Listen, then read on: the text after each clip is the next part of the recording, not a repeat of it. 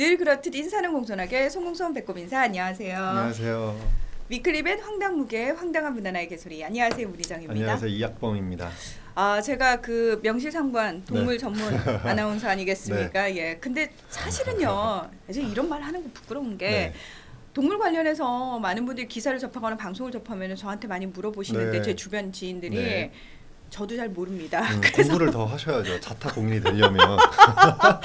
네, 그래서 뽀르르 와서 학범 대표한테 네. 항상 물어보잖아요. 네, 맞아요. 근데 얼마 전에 사실 굉장히 좀 무서운 일인가? 네. 사람들은 좀 무서운 일이라고 얘기를 했는지 모르겠지만 처음 접했을 때 저는 되게 신기하다고 네. 생각했던 게 뭐냐면은 곰이 초등학교에 나타났어요. 네, 그 얼마 전에 한 달 좀 넘었는데요. 경기도 김포의 한 초등학교에 곰이 나타난 거예요. 초등학교 운동장 안에. 그 곰이 나타났는데 네. 왜 와 곰이다 이 느낌부터 시작해서 그러니까요. 제가 어디서 나왔지? 그러니까요. 이게 많은 분들이 도대체 곰이 어디서 초등학교에 나타났나, 그래서 뭐 동물원에서 탈출했냐 이렇게 추정하고 했는데요. 실제로는 초등학교에서 한 100m 옆에 떨어진 곰농장에서 탈출한 곰이었습니다.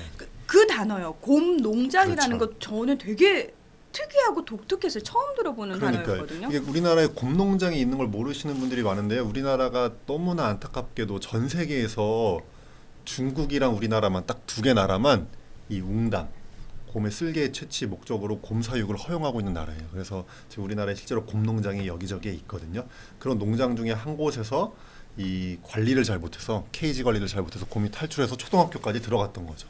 그 상황은 네. 굉장히 위험한 상황이었잖아요. 그렇죠. 어떤 의미에서는 학생들이 운동장에 그럼요. 있었거나 또는 그 주변을 사람들이 지나가거나 했으면 위험한 상황인데 그렇죠. 다행히 인명 피해는 없었지만 네. 저는 곰이 실제로 나타나는구나 사람이 사는 곳에 그러니까요. 네. 그런 것부터 시작해서 지금 말씀하신 거 들으니까 아직도 웅담이나 쓸개 뭐 이런 거를 채취를 하나요? 네, 지금 사실은 웅담 소비는 많이 줄어들어서 웅담 목적으로 곰을 키우는 농가는 줄어들긴 했는데 여전히 있고 지금도 이런 그런 한약재 같은 거 많이 파는 시장 있잖아요. 네. 그런 데 가면 그거 다 웅담을 중국산이나 저 네, 동남아산 아니에요? 해외산도 많아요. 베트남, 캄보디아, 중국산도 많은데 우리나라 것도 여전히 살려면 충분히 살 수가 있고 지금도 드물지만 네, 주사기 꼽아서 뽑는 뭐 이런 곳도 있다고 알려져 있고요. 그리고 곰 탈출 사건은 사실은 이번이 처음은 아니에요. 계속해서 있었어요. 그러니까 이 곰 농장이 지금 있는 것 자체도 사실 문제인데 관리가 안 되고 있는 것도 큰 문제입니다. 아니 근데 지금 뽕과 어불성설인 게요. 네. 곰을 TV에서 봤을 때는 네. 지금 탈출 사건을 통해서 봤지만 가장 근래에는 일반적으로 자연 다큐멘터리 속에서 네. 반달곰 반달 가슴 반달 가슴곰 네. 복원 사업이라는 네. 명목으로 얼마나 우리가 열심히 그 곰을 살리려고 맞아요. 애쓰는지 그런 걸로 봤거든요. 그러니까요. 그러니까 이게 사실은 1981년에 국가에서 장려를 한 거예요. 농가들의 소득 증대 원 중에 하나로 곰을 키워봐라. 곰이 여러 가지 쓸모가 많다 이거죠. 그래가지고 81년에 곰 수입을 허용을 한 거예요. 그래서 수입이 막 되다가 이제 88년 서울 올림픽을 앞두고 BBC 영국 BBC에서 한번 때린 거예요. 야, 우리나라 그 당시에 개 먹는 것도 논란이 됐잖아요. 근데 야, 한국은 개 먹는 것뿐만 아니라 쓸개즙 때문에 곰을 키우는 나라다 이렇게 논란이 돼가지고 정부에서 곰 수입을 금지시킨 거예요. 85년에. 그러니까 81년에 곰 수입을 장려를 하고 허용해서 4년 만에 금지를 시킨 거죠. 그래서 85년 7월 1일 날 금지가 됐는데 그 사이에 이제 한 4년 동안 493마리가 수입이 된 거예요. 그래서 네. 지금 있는 애들은 얘네들이 남아 있는 애들이나 자식들인 거죠. 아, 근데 지리산 반달가슴곰 얘기를 하셨는데 우리가 지금 그 지리산의 반달가슴곰을 복원하기 위해서 환경부에서 한 200억을 넘는 예산을 썼거든요. 그리고 정말 네. 힘들게 걔네들 힘들게, 풀어서 힘들게. 이걸 안테나 달아가지고 풀어놓고 네, 다 GPS 붙여서 관리하고 좀 계속 추적 검사하고 엄청 심혈을 기울이고 있는데 지금까지 45마리가 복원이 됐어요. 근데 지금 사육곰, 쓸개 때문에 철창에 갇혀서 곰농장에서 길러지는 곰들이 600몇 마리가 아직도 남아 있거든요. 근데 문제는 얘네가 같은 종류의 곰이에요. 아시아 흑곰이라는. 그러니까 같은 종류의 곰인데 누구는 복원하기 위해서 예산을 쓰고 있고 누구는 철창에 갇혀서 평생 사는 거죠. 되게 아이러니한 그런 면이 있습니다. 자, 여기 튀어나오려고 그랬어. 이게 무슨 삽질인지. 그러니까요. 네. 아니 아마 이제 네. 이 얘기를 들으시면서 얼핏 그 생각나는 장면들이 있으실 것 같은데 왜 철창 안에 네. 좁은 철창 안에 곰이 갇혀 있고 거기서 쓸개. 살아있는 네. 상태에서 이렇게 쓸개즙을 채취하고 이런 거 보면 사람들이 되게 경악했었던 네. 때가 있거든요. 그런 영상들은 주로 이제 중국에서 촬영된 거긴 한데 우리나라도 중국과 함께 유이야기 곰을 키우는 그런 나라입니다. 아니 그러면 지금은 사실 중국에서 수입을 하거나 또는 사실 네. 주변에서도 그런 거 먹는다는 사람 많이 줄었거든요. 많이 줄었어요. 왜냐면 몸에 네. 좋은 게 너무 많이 나와서 굳이 게를 안 먹어도 돼요. 그러니까요. 맞아요. 그래서 실제로 지금 우리나라 국내 웅담 소비가 엄청나게 줄어들고 있어서 곰 사육 농가들 대부분이 10마리 이하로 키우는 소규모 농가거든요. 이 농가들한테 물어보면 이게 돈이 안 된다 이거죠. 얘네들 사료값 엄청 들어가고 관리비 엄청 들어가는데 비해서 웅담 소비는 줄어서 농가들도 이게 지금 애물단지인 거예요. 적자가 엄청 심하더라고요. 자, 농가에서 지금 애물단지란 말 나왔으면은 네. 그 곰들이 어떻게 살고 있는 거예요? 곰들은 사실은 그냥 이 4제곱미터 공간의 철창에서 살고 있고요. 이 환경부가 이 담당 부처인데 환경부에서 사육곰의 관리 지침 같은 게 있는데요. 뭐 이렇게 엄청난 지침은 아니고 공간 정도. 그래서 4제곱미터 안에 그냥 갇혀서 지낸다고 보면 됩니다. 4제곱미터면은 2m. 2m잖아요. 저 질문 있는데 곰의 몸 크기가 네, 이 아시아곰 종류가 많이 크면은 한 1m 이상의 100kg 이상이 되는. 그런 애들. 아이를 네. 거기서 누울 수는 있어요? 누울 수는 있죠. 그러니까 그냥 뭐 사람 감옥의 독방 같은데 곰이 갇혀 지낸다 이렇게 보시면 될 것 같아요. 그리고 사료도 뭐 곰용 사료가 없으니까 게 사료나 돼지 사료 주고 또 한 20-30% 농가는 잔반, 사람 먹는 잔반 주기 때문에 사실은 전염병의 위험도 있는 거죠. 어쨌든 이런 상황인데요. 우리가 예전에 네. 예, 그 개 사육장 얘기하면서 네. 봤던 그 열악한 상황이 곰한테도 똑같아요. 그렇죠. 그렇게 딱 보시면 될 것 같아요. 철제 케이지에 곰들이 쫙 갇혀 있는 상황이라고 보시면 될 것 그 같습니다. 큰 아이들을 거기다 좁은 데다 우리 돌고래 얘기하면서 뭐라고 그랬어요?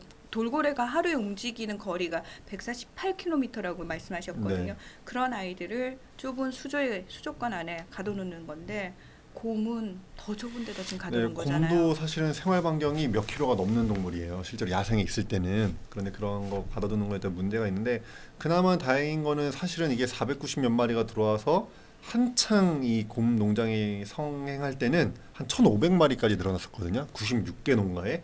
근데 지금은 농가 수가 많이 줄어서 36개 농장에 660마리가 남았습니다.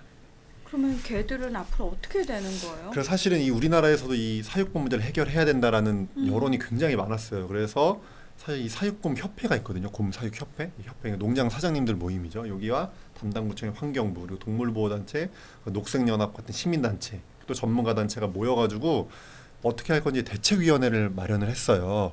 그 2010년대부터 연구 용역도 하고 분석하고 막 다 해가지고 결론을 여러 가지 고민을 하다가 내린 결론은 여러 가지 안이 나왔는데 그 중에 몇 가지 안은 농가들이 사실 원했던 안은 정부에서 이걸 일괄적으로 사가서 전시용으로 바꿔라. 그럼 다 팔겠다. 이런 안이 제 농가에서 원했던 안인데요. 그거는 이제 예산 문제 같은 것 때문에 받아들여지지 않고 지금 결정된 안은 모든 곰을 중성화 수술을 시키는 거예요. 암컷, 수컷 전부 다. 더 이상 개체 수가 늘어나지 않게. 그리고 지금 수입이 금지됐잖아요. 남아있는 개들도 다 중성화가 됐기 때문에 이제 우리나라의 사육곰은 줄어들 일만 남았죠. 그렇게 해서 자연 감소시키면서 가능한 애들은 전시용으로 바꾸는 전략을 쓰고 있고요. 이 계획대로라면 2020년대 초반이 되면 아마 우리나라에서 사육곰이 전부 다 사라지는 시점이 올 것 같습니다. 예산 얘기를 했는데 아까 200억 원 들여서 45마리 복원했다면서요. 네. 그 돈이면 얘들 충분히 샀겠네요. 뭐 그런 네, 이제 예, 예산이 아니 없- 저는 네. 일반인이니까 잘 모르니까 그냥 딱 듣고 드는 생각을 얘기를 할게요. 그리고 두 번째 자연 감소요. 좋습니다. 근데 지금 그 아이들이 학대를 당하고 있는 그렇죠. 거잖아요. 말 맞아요. 그대로 인간에 의해서 학대를 당하고 있는데 그 학대를 2024년까지 계속 당해라 이건 거예요? 아, 그런 거죠. 지금 사실은 올해 3월 31일로 해서 중성화 수술 사업이 끝났어요. 한 3년간 해서 967개체를 다 해가지고 지금 이제 모든 개체가 중성화 끝났는데 그래서 이제 정부에서는 발표를 했어요. 아, 이제 곰 중성화 수술 사업 다 끝났다. 36년 만에 곰 사업이 끝나간다라고 얘기했지만 사실 가장 큰 문제는 이제 남아있는 660마리 얘네들의 관리 문제인데 네. 이번에 곰 탈출한 것처럼 관리가 제대로 안 되고 있는 거죠. 네. 원래는 이게 그 지침에 따라서 1년에 한 번 이상 정기적으로 나가야 되고 다 해야 되는데요. 이번에 탈출하는 농가는 제가 직접 갔다 왔거든요. 근데 왜 탈출을 했냐면 우리 이런 자물쇠 있잖아요. 이렇게 옆으로 기다랗게 돼 있고 아래 손잡이 있는 거. 그래서 옆으로 밀어서 한 번 더 잠그는 거. 손잡이에 구멍이 있어서 한 번 2단으로 잠그는 거 있잖아요. 이 케이지가 얼마나 허술하게 관리가 되냐면 이거를 이 사장님이 옆으로 민 다음에 이거 아래로 안 내린 거예요. 2번 잠가는데 한 번만 잠근 거죠. 그래서 곰이 이거를 앞발로 밀고 나온 거예요. 그렇게 허술하게 관리가 되고 있습니다. 그러면 저는 이거를 2024년까지 저희 그렇게 하기로 했습니다 해서 끝날 문제가 아니라 네. 사실은 여기에 덧붙여져 가지고 지금 상황에서 관리, 그렇죠. 예, 남아있는 애들. 남아있는 아이들 관리가 들어가야 되는 건데 만약 그때까지 자연사 안 하고 남아있는 아이들은 어떤 계획을 가지고 있는 거예요? 지금 사실은 그 법이 25년령 이상의 곰에 대해서는 이걸 처리할 수 있게 뭐 팔던 어떻게 할 수 있게 돼 있다가 이게 또 바뀌어갖고 2005년에 10살이 넘어가면은 농가 사장님들이 처리할 수 있거든요. 팔아도 되고 어떻게 여러 가지 고기로 처리해도 되고. 근데 국내산 네. 웅담 수요가 많이 줄었다면서요? 웅담 말고 그 곰 개체 자체를, 그러니까 곰을 곰을 고기를 먹나요? 곰고기도 있긴 있습니다. 그러니까 이거 곰을 그러니까 처리할 수 있는 거거든요. 사실은 폐사시킬 수 있다는 얘기죠. 그래서 자연 감소가 안 되면 뭐 이렇게 죽을 수도 있고. 안락사나 뭐 그런 식으로 네 처리가 그거에 대한 확실한 방법은 없는 거죠. 네. 정해진 방법은 없고 그런 계획만 있는 상태고요. 네, 그렇습니다.